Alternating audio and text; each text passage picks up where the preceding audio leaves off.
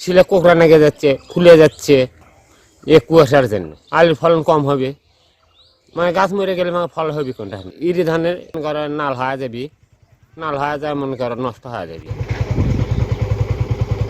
ঘুম হয় না তো, খালি ঠান্ডার যন্ত্রণায় নিন পেয়ে পাই না। সব সময় খালি এক সময় নিন পাইলে বেলা আসছে, এখন পাইলে আর নিন ধরে না। বিছন ইরি ধানের বিছন ধান নাল হচ্ছে, গাজাচ্ছে না, ঠান্ডা বেশি, এই জন্যই মনে করো বিছন হচ্ছে না। এলে মনে করো নাল হয়ে যাবি, নাল হয়ে যায় মনে করো নষ্ট হয়ে যাবি। আর যে আলুর গাছ শিলে কোকড়া লেগে যাচ্ছে, ফুলে যাচ্ছে, এ কুয়াশার জন্য আলুর ফলন কম হবে।